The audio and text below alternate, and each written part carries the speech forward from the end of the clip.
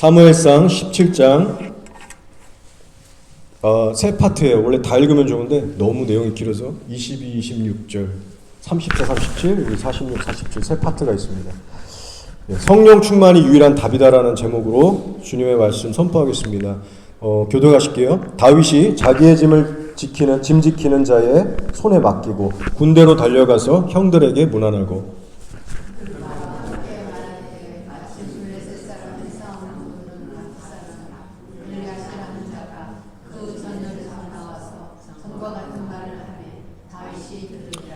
이스라엘 모든 사람이 그 사람을 보고 심히 두려워하여 그 앞에서 도망하며 이스라엘 사람들이 이르되 너희가 이 올라온 사람을 보았느냐 참으로 이스라엘을 모욕하러 왔도다. 그를 죽이는 사람은 왕이 많은 재물로 구하게 하고 그의 딸을 그에게 주고 그 아버지의 집을 이스라엘 중에서 세금을 면제하게 하시리라. 다윗이 곁에 서 있는 사람들에게 말하이르되 이 블레셋 사람을 죽여 이스라엘의 치욕을 제거하는 사람에게는 어떠한 대우를 하겠느냐. 이 할례받지 않은 블레셋 사람이 누구이기에 살아계시는 하나님의 군대를 모욕하겠느냐. 34절 예, 읽으세요. 다윗이 사울에게 말하되 주의 종이 아버지 양을 심을 때에 사자나 곰이 와서 양떼에게 새끼를 몰아가면 내가 따라가서 그것을 치고 그 입에서 새끼를 건져내었고 그것이 일어나 나를 해하고자 하면 내가 그 수염을 잡고 그것을 쳐 죽였나이다. 주의 종이 사자와 곰을 쳤은즉 살아계시는 하나님의 군대를 모욕한 이 할례받지 않은 블레셋 사람이니까 그가 그 짐승의 하나와 같이 되리이다. 또 다윗이 이르되 여호와께서 나를 사자의 발톱과 곰의 발톱에서 건져내셨은즉 나를 이 블레셋 사람의 손에서도 건져내시리이다. 사울이 다윗에게 이르되 가라 여호와께서 너와 함께 하시기를 원하노라. 오늘 여호와께서 너를 내 손에 넘기시리니 내가 너를 쳐서 내 몸을 내고 블레셋 군대의 시체를 오늘 공중의 새와 강의 들짐승에게 주어 온 땅으로 이스라엘의 하나님이 계신 줄 알게 하겠고. 함께 읽을게요. 또 여호와의 구원하심이 칼과 창에 있지 아니함을 이 무리에게 알게 하리라. 전쟁은 여호와께 속한 것인즉 그가 너희를 우리 손에 넘기시리라. 아멘. 최근에 한국에서 있었던 일이죠. 그 광화문에 수많은 우리 기독교인들이 대거로 모여서 이 동성애를 반대하고 어떤 사회의 어떤 그런 일들에 대해서 이제 연합해서 외치는 큰 집회가 있었습니다. 제가 정확한 거는 지금 좀 부정확하지만 한 70만 명에서 한 100만 명 정도 모인 것 같아요. 이 집회를 통해서 확인된 사실이 뭐냐면 그래도 한국교회 내에 동성애를 반대하는 기독교인들이 우리 생각보다 훨씬 더 많다는 겁니다. 성도들이 위기의식을 가지고 이러다 정말 한국 사회가 더 심각해지겠구나. 어떤 위기의식을 갖고 그 자리에 동참한 기독교인들이 상당수 그렇게 많았다는 거예요. 그 장면을 보면서 참 귀하구나. 이 전 세계적으로 유일하다. 이런 생각을 해보게 됩니다. 여러분도 아마 아실 수 있어요. OECD 국가 중에서 유일하게 한국에서만 법적으로 금지하는 것들이 있어요. 뭐냐면 포르노, 그리고 매출, 마약, 동성애 결혼, 근친상간입니다. 이 5가지의 죄들을 OECD 국가 중에서 아주 한국에서만 끝까지 버티면서 법적으로 이제 금하고 있는 나라라고 저도 이번에 알게 됐어요. 참 귀한 나라 같다는 생각이 듭니다. 이러니 저러니 한국이 많이 타락했지만 어쨌든 마지막까지 버티고 있는 나라예요. 용을 쓰고 그렇게 온 교회들이 연합해서 그 매스컴을 타고 여러 가지 어려운 일이 있었겠지만 나름 그렇게 안간힘을 쓰고 있어요. 제 마음에 하나님께서 이 한국 사회와 한국 교회들을 정말 이렇게 좀 지켜주셨으면 좋겠다. 정말 우리 한국 교회들만큼은 하나님께서 좀 보호해주시고 우리 기도에 좀 응답하셔서 이 마지막 때 좀 다른 나라들과는 달리 구별되는 그런 교회들이 됐으면 좋겠다. 그런 마음이 들더라고요. 하지만 한편으로 또 어떤 마음이 드냐면 마음의 준비를 단단히 하고 있어야겠구나. 우리의 기대와 우리의 기도와는 상관없이 전혀 다른 어려운 상황으로 치달을 수 있겠구나. 마음 준비를 단단히 해야겠구나. 그런 생각도 마음 한켠에 듭니다. 예수님께서 뭐라고 하셨냐면 이 마지막 때를 두고 내 이름으로 인해서 세상의 모든 민족들이 너희를 미워하리라. 분명히 말씀하셨어요. 반기독교적인 문화, 정서, 법과 제도가 온 세상을 다 휩쓰는 마지막 때가 온다는 거예요. 그럼 한번 우리 생각해 봐야 되지 않겠습니까? 과연 한국 교회들, 한국은 여기서 제외 대상일까? 예수님 오시는 마지막 날까지 우리 한국 사람들은 편안하게 걱정 없이 신앙생활을 할 수 있을까? 여러분은 어떻게 생각하세요? 분명한 팩트가 있어요. 분명한 팩트가 있습니다. 그게 뭐냐면 지금 우리가 한국에서 하고 있는 싸움, 뭐 전 세계 마찬가지죠. 지금 우리 기독교인들이 하고 있는 싸움의 이 레벨보다 내년, 내후년, 5년, 10년 앞으로 가면 훨씬 더 우리가 어려운 싸움을 해야 된다는 거예요. 이거는 기정사실이에요. 지금보다 훨씬 더 어려우면 어려웠지 쉬운 싸움이 되진 않는다는 겁니다. 지금은 70만이고 100만이고 어쨌든 기독교인들이 광화문에 모일 수 있는 시대예요. 근데 앞으로 5년, 10년이 지나보세요. 그때가 70만에 100만이 모일 수 있을까요? 그럴 수 없는 한국으로 바뀔 수 있다는 거예요. 뉴질랜드에서 신앙생활하고 있는 저와 여러분도 마찬가지입니다. 그래서 성령이 주시는 생각으로 믿어요. 지금부터 우린 뭘 해야 되냐면 신앙의 훈련, 이 마음을 단단하게 다잡고 하나님 앞에 서는 준비를 해야 된다는 거예요. 여러분이 지금 피부로 당장 느끼기에는 이 동네가 그래도 살만하고 그래도 여기는 전쟁도 없고 뭔가 좀 비교적 안전하지 않나, 아니란 생각으로 살면 안 된다는 겁니다. 교회들이 싸울 수 있는 싸움은 최대한 해나가면서 동시에 신앙의 내면을 강하게 할 때입니다. 예수님을 믿는 믿음 때문에 내가 불이익을 당할 수 있고 정말 어려운 일을 겪을 수 있고 심지어 내가 생명을 내놔야 할 수도 있겠구나. 영적 근육을 기르면서 예수님이 말씀하신 다가오는 대환란을 준비해야 되는 시기라는 것이죠. 기도했어요. 하나님께 이런 시대에 있는데 우리가 어떤 메시지를 전해야 하겠습니까? 기도하면서 고민하는데 오늘 이 본문에 나오는 어린 다윗이 떠오른 거예요. 자, 이때 다윗의 나이가 어린 10대의 소년이었습니다. 소년. 근데 나이가 어린데 우리 어른들이 배워야 하는 점이 분명히 있다는 것입니다. 이 시대에 우리 성도들에게서 정말 찾아보기 힘들고 뭔가 이렇게 도전받기 힘든 그 무언가가 이 어린 다윗에게는 있었어요. 오늘 말씀의 내용을 여러분 잘 알고 계실 겁니다. 골리앗이라는 거인 앞에 온 백성들이 사울왕 포함해서 다 두려워 떨었어요. 막 오금이 저리고 마음이 높고 전의를 상실했습니다. 그럴 만한 게 키가 거의 3m예요. 제가 예전에 20대 초 때 뭐 그렇게 공사장에서 알바를 했었는데 아직도 기억이 나요. 그 키위였는데 키가 한 2m 정도 됐었어요. 막 떡대도 어마어마하고 한 2m 정도 되는데 사람이 2m만 돼도 와 이게 느낌이 다르더라고요. 뭔가 이렇게 위협적이기도 하고 뭐 그 친구가 화를 낸 것도 아닌데 왠지 움츠려들고 뭔가 이게 2m만 딱 돼도 와 이게 좀 다르구나. 근데 우리가 3m 되는 거인을 본 적이 없잖아요. 훨씬 더 근육질에 더 무섭게 생기고 사람이 3m를 마주하게 되면 느낌이 또 완전히 다를 겁니다. 게다가 들고 있는 무기가 골리앗이 사용했던 이 무기는 사람 몸뚱이만한 칼들이에요. 막 창, 높이, 길이, 무게. 그러니까 이게 완전 스케일이 다른 차원입니다. 어마무시한 무기를 들고 소리 지르면서 정말 자신만만하게 그러고 있는데 그 모습을 보면서 쫄지 않을 사람이 누가 있겠어요? 저도 무서웠을 것 같아요. 그 전에 산전수전 다 겪었던 이스라엘의 장수들이 있습니다. 뭐 사람을 수도 없이 죽여보고 피 튀기면서 싸워봤던 사람들. 근데 그 이스라엘 장수들도 하나같이 다 떨었어요. 사울왕도 떨었고 다 겁에 질렸어요. 그래서 인간적으로만 보면 충분히 이해가 가는 상황이라는 겁니다. 자연적인 현상이에요. 그걸 보고 두려워하는 것. 근데 이 비슷한 상황이 성경에 또 나옵니다. 여호수아 시대에 가나안 땅을 정탐시키려고 이제 스파이들을 보내잖아요. 근데 거기서 여호수아 갈렙 빼고는 다 떨어요. 와, 저 아락자손들을 봐라. 우리는 저들의 밥이다. 붙으면 무조건 진다. 두려움에 사로잡혀서 우리 이 땅 못 들어간다. 원망하고 좌절하고 울기까지 했어요. 골리앗을 마주했던 이 사울의 군대처럼 인간적으로 보면 이 정탐꾼들이 하는 그 소리와 반응도 충분히 이해가 간다는 겁니다. 자연적인 거예요. 자, 그런데요.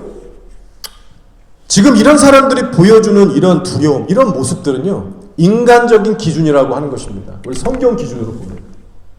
과연 하나님은 어떤 기준으로 우리가 바라보길 원하실까? 우리 한번 그것을 신앙인으로서 한번 생각해 봐야 합니다. 하나님의 자녀들이 세상 무언가 앞에서, 그게 골리앗이든 뭐가 됐든지 세상의 무언가에 대해서 좌절하고 떨고 두려워서 여차하면 막 꽁무니를 뺄 그런 상태로 살아간다면 하나님께서 과연 그런 모습을 어떤 마음으로 지켜보고 계실까? 기뻐하실까? 하나님은 우리의 그런 모습을 어떻게 생각하실까? 여러분, 이런 생각들을 우리가 분명히 해야 된다는 것이죠. 성경을 보시면 이런 사람들의 두려움, 이런 인간적인 반응들을 계속해서 조명합니다. 계속 반복해서 나와요. 그럼 거기에는 분명히 하나님께서 우리에게 주시는 메시지들이 있다는 겁니다. 자, 다윗이 골리앗을 때려잡았을 때 나이가 대략 12세에서 15세 정도로 봐요. 그러니까 상당히 어린 겁니다, 여러분. 10대 초중반 애들 여기 길거리 걸어가는 거 보세요. 뭐 체구도 마음도 생각하는 것도 말하는 것도 어른이 아니에요. 너무나 아직 연약하고 연결지 않은 그런 어린애들입니다.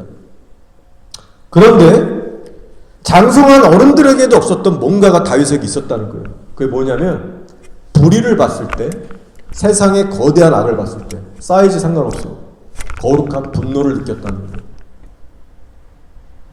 거대한 악의 존재 앞에 섰을 때 오직 단 한 사람만이 거룩한 분노를 느꼈다는 겁니다. 여러분, 이게 어른들에게는 없는데 이 꼬마에게는 있는 거예요.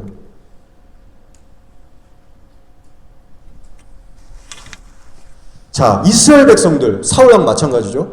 골리앗을 보고 벌벌 떨면서 전의를 상실했습니다. 근데 그 백성들, 사울에게도 선과 악을 분별하는 지적인 능력은 있었어요.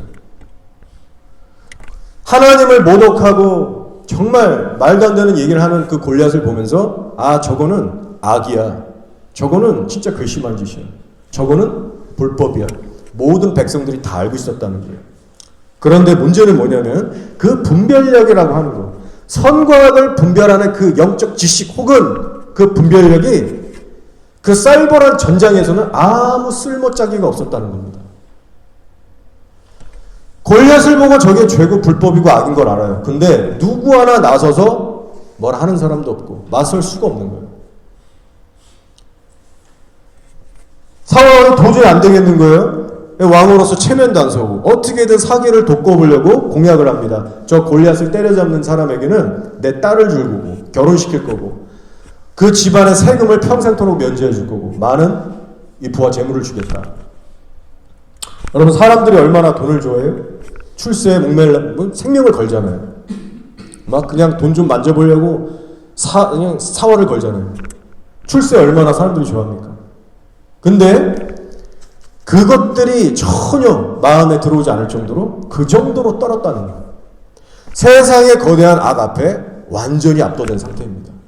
돈, 명예, 왕의 사위가 되는 거 다 필요 없다. 저는 이번 광화문의 대규모 이 결집을 보면서 아, 그래, 전 세계에 우리 한국 교인들 같은 사람들이 없다. 우리 한국 교인들이 잘하는 게 뭐예요? 장점이자 특징? 평소에는 막 싸우고 분열해도 한번 의기투합되면 막 모입니다. 연합해서 막 단결하고 으쌰으쌰하는 거 진짜 세계 최고예요.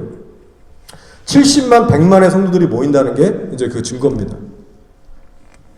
자, 그런데 이런 의문도 드는 거예요. 다수로서가 아니라 성도들 각 개인으로 봤을 때 이 세상 앞에 느끼는 이 두려움을 극복하는 면에 있어서 다들 그렇게 믿음의 용사일까? 이게 극복됐을까? 각 개인적으로 봤을 때 그런 생각이 드는 거예요. 세상이라는 골리앗 앞에 다수가 아니라 한 개인씩 섰을 때도 과연 그렇게 할 수 있을까? 그 부분은 조심스럽게 우리들이 점검해 봐야지 않나 그런 생각이 드는 겁니다. 인터넷을 보니까 이런 기사글이 있더라고요. 이번 집회, 광화문 그 집회에 모인 교인들 중에 샤이 크리스천들이 있다. 어떤 사람들이냐면 평소에 동성애가 나쁘다는 걸 알아요. 지금 한국 사회가 어떻게 지금 변해가는지 위기의식을 갖고 있다는 거예요. 선과 악을 분별할 수 있는 성도들이에요. 근데 세상에 너무 두려운 나머지 뭐라고 나서서 자기가 나서서 부딪히거나 뭐라 할 용기는 없는 거예요. 두려우니까, 부끄러우니까, 세상하고 부딪히기 두려우니까. 그래서 편안히 그냥 잠잠히 있는 성도들, 그들을 일컬어서 샤이 크리스천이다. 샤이 크리스천, 부끄러워하는 크리스천들이다. 이번 그 광화문 집회 제가 궁금해서 한번 들어갔는데 이런 기사가 뜨는 거예요. 그 기사를 보면서 이게 과연 현대교인들을 향한 칭찬인지 아니면 욕인지, 뼈대에 있는 비난인지 헷갈리더라고요. 제가 우려했던 부분이에요. 이 말씀을 준비하면서 찾아봤는데 이 샤이 크리스찬이라는 것을 우연히 보게 됐어요. 여러분, 혹시 이게 우리의 모습은 아닐까? 한번 이런 시대를 살고 있다면 우리 각자 한번 진지하게 고민해봐야 할 문제라고 생각합니다. 우리가 믿음의 용사들하고 섞여 있거나 혹은 다수 안에 섞여 있을 때는요, 그냥 우리도 모르게 묻혀서 가기 때문에 내가 얼마나 세상 앞에 자신 없는 사람인지, 얼마나 큰 두려움을 느끼고 있는지, 내가 이것을 맞설 수 있는 상황인지 아닌지 별 생각 없이 그냥 묻혀 지나간다는 거예요. 끌어주고 앞장서주는 목사들이 있고 주변에 으쌰으쌰 해주는 괜찮은 성도들 틈에 껴있으면 그냥 지나갑니다. 별로 고민도 안 하고 도전도 그렇게 안 받고 그냥 살기 바쁜 인생 살아가는 거예요, 하루. 그런데 문제가 뭐냐면 앞으로는 상황이 달라진다는 겁니다. 70만이 아니라 70만이 뭐예요? 50명, 10명도 이렇게 모여서 함께 예배드리고 으쌰으쌰 할 수 없는 시대가 온다니까요. 대환란의 시대. 기독교에 대한 본격적인 핍박이 오면 초대교회 때처럼 다 흩어집니다. 뿔뿔이. 그러면 지하교회 성도로 지하교회로 들어가겠죠? 중국이나 북한처럼 가정 단위로 모이고 그것도 안 돼서 뿔뿔이 흩어지면 혼자서 서바이벌 해야 되는 시대가 온다는 거예요. 그럼 그때 가서 감당할 수 있겠냐는 겁니다. 저 같은 목사들 다 사로잡혀가고 혼자서 믿음 지켜야 될 때, 그 거대한 세상 앞에 부딪혔을 때 1대1로 승부할 자신이 있냐는 거예요.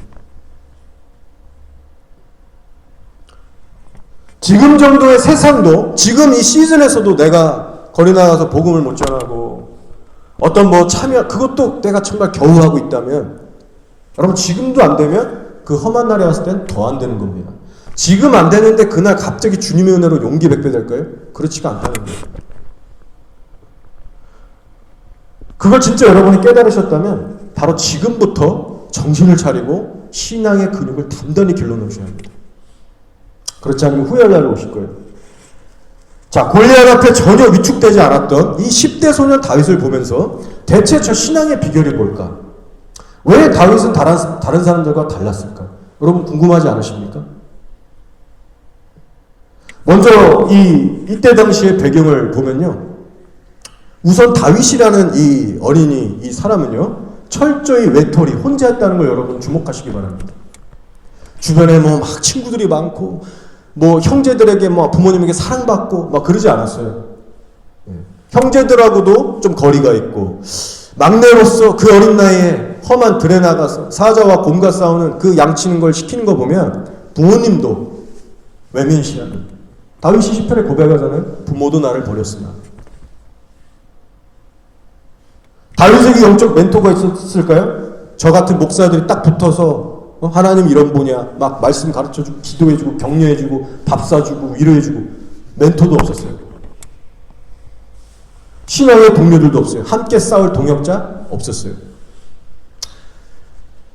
오늘 본문을 보면 형이라고 하는 그 엘리압이 정말 하나님으로 이제 막 충만한 이 다윗을 보고 오히려 판단 정죄까지 합니다. 야, 너 교만한데 나대지 마. 네가 뭔데 지금 여기 와서 이러냐. 형들도 다윗을 그렇게 깔봤던 외로운 사람이었습니다. 근데 놀라운 건 뭐냐면 그런 상황 속에서 철저히 혼자였는데 주눅들거나 위축이 안 되는 거예요. 골리앗 앞에서도 두려워하지 않는 거예요. 여러분 어떻게 이런 일이 현실적으로 가능할까요? 또 이런 다윗의 모습을 보면서 하나님이 얼마나 기뻐하셨을까요? 환난의 시대에 들어가는 저와 여러분에게 이런 다윗의 영성이 지금 절실하게 필요합니다. 여러분은 어떻게 느끼실지 모르겠지만 저는 정말 간절해요. 그럼 비결이 뭘까요? 10대 어린 소년에게 어떻게 이런 담대함과 거룩한 의분이라는 게 일어날 수 있었을까? 사실은 여러분도 이미 답을 알고 계실 거예요. 그 비결이 뭐냐면 하나님의 영으로 충만했기 때문입니다. 그럼 알고 계셨어요? 동의가 되시나요? 세상을 0.0001%도 두려워하지 않는 하나님의 영이 우리 안에 가득 찰 때 우리는 담대해질 수 있어요. 세상의 불이나 악을 볼 때 정말 두려움이 아니라 거룩한 분노를 일어나는 하나님의 영으로 우리가 충만할 때 우리도 거룩한 분노라는 걸 가질 수 있게 됩니다. 자, 그 사실을 잘 보여주고 증명하고 있는 성경책이 바로 사도행전이에요, 여러분. 교회적으로 요즘 우리가 사도행전을 큐티하고 있어요. 저는 이 사도행전에 나오는 성도들을 묵상할 때 어떤 느낌을 받냐면요, 담대함을 느껴요. 담대함. 비록 문자하고 성경책이지만 영적인 분위기라는 게 있잖아요. 그 제자들, 초대교회 성도들, 집사들 이런 사람들이 막 거침없이 복음을 전하는 모습을 보는데 막 익사이팅까지 해요. 두려움이라는 건 찾아볼 수가 없어요. 신나고 흥분되고 담대함이 느껴지고 다이나믹한 겁니다. 계속해서 복음을 전해요. 핍박이 계속해서 더 세져요. 근데 성도들 중에 뭐 전의를 상실해서 뭐 골리앗 앞에서 그렇게 막 주눅든 것처럼 그런 사람이 없어요. 계속해서 하지 말래도 복음 전하고 흩어지면 또 가서 복음 전하고 멈춰지지가 않아요. 여러분 비결이 뭐라고 생각하세요? 성령 충만하기 때문에 그렇습니다. 하나님의 영으로 충만하기 때문에 그렇습니다. 그래서 영어 제목으로 사도행전이 뭐예요? 액츠입니다. 액츠. 한글말로만 사도행전이지 액츠예요. 행동하다. 사람이 성령에 취하고 붙들렸을 때 어떤 행동이 나오는가? 성령 행전이 사실 맞는 제목이에요. 그래서 사복음서까지는 마태복음, 마태, 마가, 누가, 요한복음, 사복음서까지 제자들이 보여준 모습은요, 두려움이었어요. 세상의 그 골리앗 같은 그 거대한 악과 정면으로 충돌했을 때 예수님 버리고 다 도망가잖아요. 나약함, 두려움, 절망 이 모습이 사복음서까지 나와요. 근데 사도행전에서부터는 사람이 완전 뒤바뀌는 거예요. 이유가 뭐예요? 성령 충만했기 때문에. 다윗처럼. 베드로가 예수님을 모른다라고 부인하고 그 닭이 울었던 그 장소가요, 대제사장 가야바의 집 앞이서입니다. 불 쬐고 있고 하인들하고 예수님 안에 들어가 있을 때. 근데 사도행전 초반을 보시면 베드로가 다시 한번 그 가야바와 안나스, 그 대제사장 다시 만나게 돼요. 복음을 전하다가 붙잡혀와서 이제 그들에게 신문을 당하는 겁니다. 안나스와 가야바 앞에 다시 서게 되는데 지금은 완전 다른 사람인 거예요. 두려워서 빼거나 꿀벙어리가 되는 게 아니라 당당하게 예수를 증거하고 하나님을 높입니다. 위축되지 않아요. 여러분, 겁쟁이를 용사로 바꾸는 능력이 성령 충만에 있습니다. 어린 다윗이 골리앗 앞에서 두려움을 느끼지 않았던 비결도 이 성령 충만에 있습니다. 베드로가 한 번은 하나님의 계시를 받아서 똑바른 얘기를 합니다. 주는 그리스도시요 살아계신 하나님의 아들입니다. 베드로가 얼마나 똑부러지게 고백했어요? 하늘의 계시를 받았고 믿음도 생겼고 지혜라는 그 말씀이 있었어요. 근데 시간이 좀 지나요? 예수님 버리고 도망갑니다.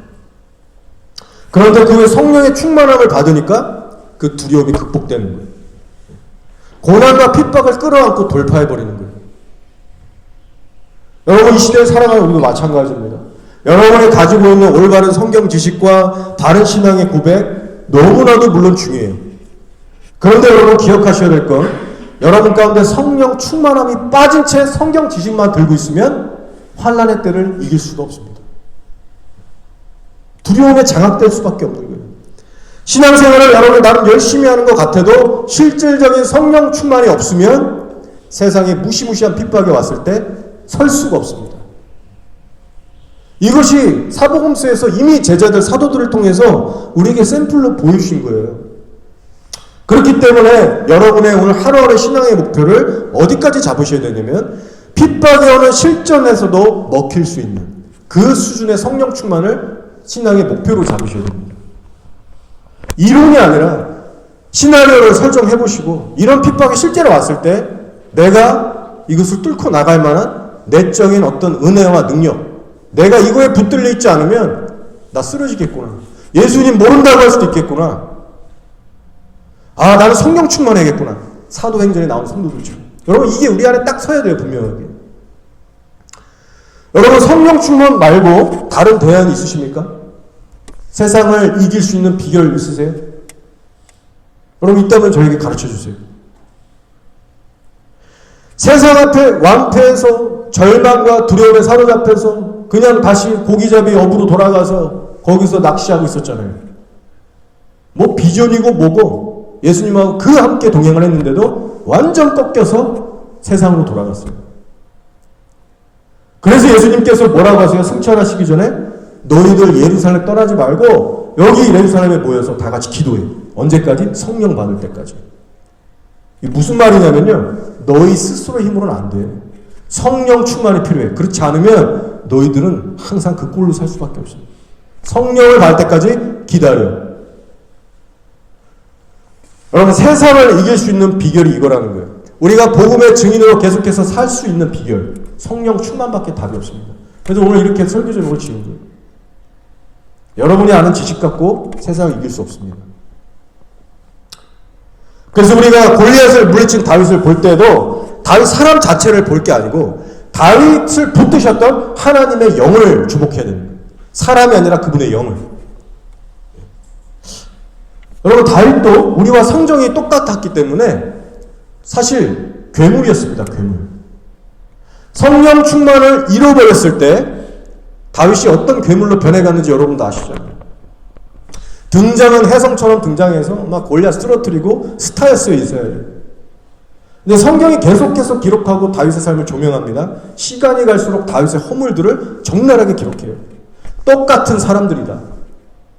하나님과의 관계가 바로 서지 않으면 다윗도 이렇게 괴물이 될 수 있다. 우리에게 그 교훈을 주고 있거든요. 바세바라는 유부녀하고 간음했잖아요. 의로웠던 그 남편 우리아를 살인교사에서 죽여버리고 그걸 또 위장해서 감춰버리려고 하고 간음, 살인, 위장. 진짜 악인이에요. 의인이 아니에요, 여러분. 다윗이 계속해서 쫓기다 보니까 사울에게 뭐 여러 가지 힘들었겠죠. 사람들 막 관리해야 되고 막 부딪히고 막 혈기도 올라오고 막 자기도 포기하고 싶고 어찌저찌 하다 보니까 하나님과의 관계가 좀 약해졌어요. 어릴 때보다. 성령 충만함이 이렇게 서서히 떨어졌겠죠. 그러니까 찾아온 마음이 뭐냐면 사울 왕이 너무나도 무서운 거예요. 성경에 나옵니다. 사울 왕을 두려워했다고 다윗이. 골리앗도 두려워하지 않았는데 두려움이라는 게 찾아오는 거예요. 그래서 어떻게 해요? 본능적으로 도망가요. 어디까지? 사울 왕이 찾아올 수 없는 적국 블레셋까지 들어가서 숨습니다. 여기까지는 찾아올 수 없겠지. 본능적으로 자기가 그렇게 혐오하고 미웠던 골리앗의 나라로 들어가요. 심지어는 시간이 지나서 적국의 왕, 그 가드 왕, 블레셋 왕을 섬기는 종이 됩니다. 그리고 심지어는 내가 당신께 충성을 보여주겠다. 그 가드 왕의 편에 서서 이스라엘 군대랑 싸우려고 했어요. 실제로. 하나님이 안 막았으면 자기 동족을 쳐 죽였을 겁니다. 이스라엘 그렇게 한때 사랑하고 아꼈던 다윗인데 감히 이스라엘의 군대, 하나님의 군대를 보이게 이랬던 사람이 성령 충만이 떨어지니까 가드왕을 섬기는 거예요. 자기 동족으로 싸우려고 하는 거예요. 여러분, 성령 충만이 이렇게 중요합니다. 성령 충만이 떨어지면 사람이 완전히 달라집니다. 180도. 제 스스로도 제가 느껴요. 경험적으로. 내가 성령 그래도 좀 충만했을 때 내가 사람들을 바라보는 시선과 나의 감정 상태와 나가는 말과 행동이 다르더라고요. 그리고 그게 성령이 떨어졌을 때 내가 어떤 식으로 이걸 바라보고 해석하고 행동하는지 스스로 알겠더라고요. 이게 시간이 지나면서. 우리는 극과 극으로 변할 수 있는 존재입니다, 여러분. 결국 우리가 지속적으로 그리고 힘있게 꾸준하게 마지막까지 하나님의 뜻대로 살 수 있으려면 그리고 이 세상을 이기기 위해서는요, 비결이 없어요. 성령 충만을 지속적으로 받아야 됩니다. 이것이 사도들이 계속해서 서신서에서 가르쳐주고 있는 거예요. 성령 충만을 받으라. 그래서 선택사항이 아니에요. 성령 충만하지 않으면 하나님의 뜻대로 제대로 살아갈 수도 없고요. 세상을 이길 수도 없습니다. 자, 고린도전서 13장 6절에 이런 말씀이 있어요. 사랑은 불의를 기뻐하지 아니하며 진리와 함께 기뻐하고. 사랑장으로 유명하죠. 고린도전서 13장이. 근데 오늘 특히 이 다윗의 거룩한 분노, 담대함 이런 것과 연결해서 지금 이 말씀을 잠깐 보는 거예요.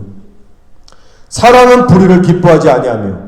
자, 여기서 불의를 기뻐하지 않는다라고 하는 이 마음이 바로 거룩한 의분과 서로 연결이 되는 마음입니다. 불의를 봤을 때 그 불의를 기뻐하지 않는 마음, 이것이 거룩한 분노와 함께 간다는 거예요. 예수님께서 한 번은 예루살렘 성전에 들어가셨는데 이 얘기 아시잖아요. 테이블을 다 뒤집었고 대도하셔서 채찍 만들어서 재물 다 그냥 동물들 밖으로 쫓아내고 여기를 왜 비즈니스 강도의 구렬을 만들었냐? 사람들한테 그냥 대노하셨습니다. 예수님 안에 어떤 마음이 있으셨어요? 불의를 보고 기뻐하지 않는 마음 뿐만 아니라 거룩한 분노, 악에 대한 거룩한 분노를 느끼셨다는 거예요. 그래서 이 두 마음은요, 하나님께 속한 그 예수님의 신성한 성품입니다. 우리 인간에게는 없어요. 사람의 타락한 본성은 다릅니다, 여러분. 우리의 이 본성은 너무나 악해서요, 불의를 보거나 아니면 어려움에 처한 사람들을 볼 때, 사고를 당한 사람들을 볼 때 무관심한 마음이 들 때가 솔직히 많습니다. 예수님도 말씀하시잖아요. 선한 사마리아 이웃 하면서 사람이 강도를 맞아가지고 다 죽어가는데 그 종교인이라는 사람들, 이스라엘 사람들이 그냥 싹싹 지나가잖아요. 마음의 긍휼이라든가 어떤 악을 보고 막 불의가 일어난다든가 아니 이 막 분노가 그렇지 않을 때가 훨씬 많다는 거예요. 저희는 나랑 상관없어. 내 일도 아니고 내가 아는 사람도 아닌데 뭐. 마음이 싸늘하고 무감각한 거예요. 솔직히 우리도 그럴 때 많지 않습니까, 여러분? 저는 목사지만 그럴 때 있어요. 뉴스에서 별의별 사건 사고 소식 듣고 말도 안 되는 범죄 사건들을 우리가 접해 듣습니다. 그런데도 무덤덤할 때가 있잖아요. 오늘날 세상에 불의가 이렇게 가득한데요, 저와 여러분의 마음은 어때요? 솔직히 우리들의 이 부패한 육신적인 마음만 보면요, 의분도 일어나지 않고 기도할 마음도 없어요. 다 귀찮아요. 예를 들어서 죄로 인해 죽어가는 담새들을 보면서 지금 마약 때문에 한국 청년들도 막 너무 이게 이슈가 커지고 있더라고요. 점점. 고통받는 북한 주민들을 보면서 이스라엘을 보면서 와, 막 눈물이 나오나요, 여러분? 우리 인간적인 마음은 그렇지 않잖아요. 이웃나라에서 전쟁이 나서 우크라이나 러시아도 그렇고 전쟁이 나서 사람이 죽건 말건 내가 지금 이 땅에서 좀 잘 먹고 배부르면 장땡인 거예요. 내가 잘 살면 내 마음은 그냥 편하고 좋은 거예요. 자꾸 거기 안주하고 싶은 거예요. 그게 우리 육신의 마음 상태입니다. 남들이 사고를 당하거나 뭔가 어려운 일을 당할 때 성경의 가르침은 함께 슬퍼하고 함께 웃어라. 그런데 사람의 본성은 반대로 가는 거예요. 남이 잘못되면 같은 교인들끼리도 은근히 고소하고 속에서 웃는 사람들이 있어요. 교회에서 벌어진 일들이에요. 목사끼리도 목사가 좀 잘못해서 죄를 짓거나 해가지고 이렇게 좀 어려움을 당했는데 이 경쟁 시기 질투에 사로잡혀 있는 목사들 은근히 좋아하고 은근히 교만해져가지고 죄로 인해서 넘어진 목사를 보면서 의분과 깨어진 마음이 안 든다니까요. 사람은 다 치우쳤습니다. 그래서 성폭행 이런 연쇄살인범 이런 거 보면 예수 안 믿는 사람도 막 분노하고 욕할 때가 있어요. 근데 그것도 다 인간적인 거고 정도의 차이는 있겠지만 다 치우쳤습니다. 예수님이 불의를 보고 느끼시는 그 100%의 의분과 그 온전한 거기에 이르는 인간은 한 명도 없어요. 어떤 경우에는 불의나 악을 볼 때 극단적인 두려움에만 사로잡히는 경우가 있습니다. 의분은 1%도 안 일어나고 극단적인 두려움에 사로잡혀서 패닉 상태에 빠지는 이런 비정상적인 반응들도 있어요, 우리 안에. 결론입니다. 부패한 사람의 마음은요, 예수님의 마음과 완전히 달라서 모든 악에 대해서 주님 수준으로 의분을 가질 수가 없습니다. 악에 대한 담대함도 마찬가지예요. 사람은 다 치우쳤고 변질되고 온전하지가 않습니다. 그렇기 때문에 우리가 사람의 부패한 본성으로만 살아가게 되면 우리 삶에도 소망이 없고요, 이 지구에도 소망이 없어요. 우리 성도들은 세상을 이길 수가 없습니다. 그래서 우리 예수 믿는 성도들이 필사적으로 날마다 구할 건 뭘까요? 바로 주의 마음이고 주의 영이에요. 성령 충만이에요. 결론은 역시 성령 충만입니다. 사울왕을 포함해서 이스라엘 백성들에게 부족했던 게 뭐냐면 여러 가지 뭐 그런 게 아니에요. 핵심적으로 뭐냐면 하나님의 영이 부족했어요. 세상 편하게 살 때는 여러분 이 중요성을 모릅니다. 이 사울의 군대가 그랬어요. 비교적 자기 선에서 해결할 수 있고 하나님의 영으로 충만하지 않아도 무찌를 수 있는 사방의 이웃들, 그때는 여러분 이게 얼마나 중요한 건지를 몰라요. 위기의식도 없어요. 아, 내가 지금 성령 충만이 부족하구나, 그런 인식조차 못합니다. 오늘날 우리 성도들의 모습이 그래요. 아무 생각 없이 살아요. 그런데 골리앗이라고 하는 거대한 세상 앞에 딱 서게 되니까 어때요? 신앙의 수준들이 다 드러나는 거예요. 미천이 다 드러나고, 아, 이게 진짜 그때부터는 심각한 문제가 되는 겁니다. 아, 영적으로 내가 부여하지 못했구나. 이렇게 맨날 교회에 와서 예배를 드리고 봉사의 모습을 입고 다 했지만 정작 하나님의 영으로는 내가 충만하지 못했구나. 나는 전쟁의 준비가 되어 있지 않구나. 환난의 때를 이길 만한 내적인 능력이 없구나. 여러분, 혼비백산, 패닉에 빠지게 되는 거예요. 여러분, 우리는 교훈을 얻기 원합니다.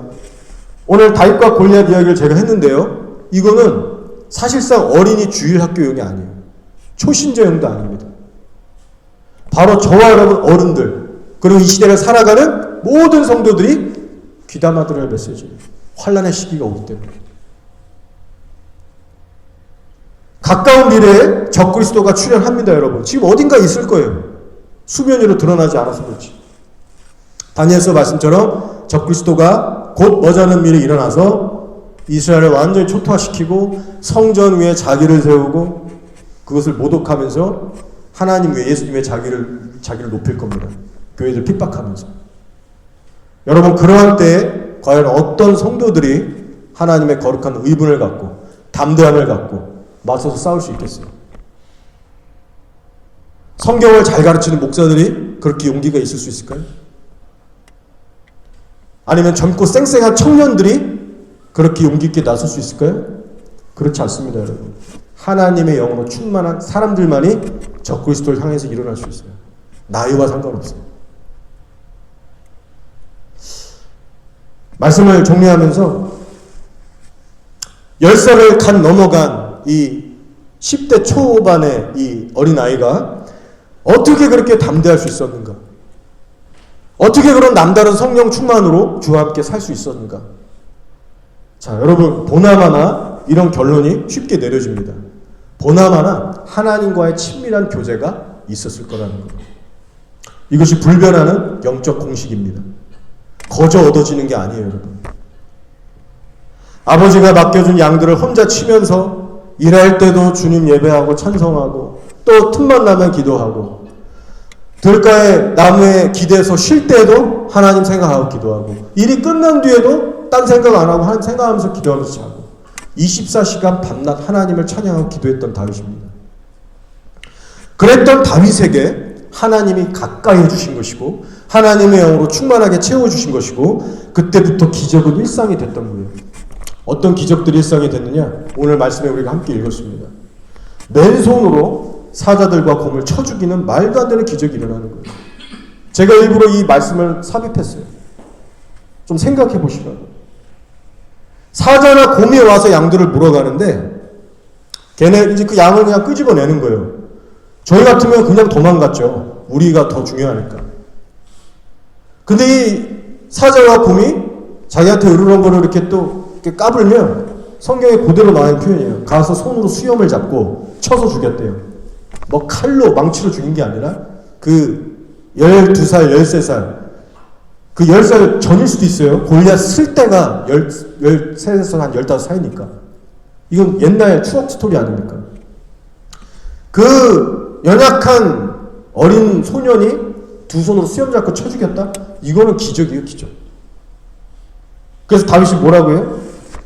여호와께서 나를 사자의 발톱과 곰의 발톱에서 건져내셨은지. 지금 주체가 누구냐면 여호와 하나님이 그렇게 하셨다는 거예요.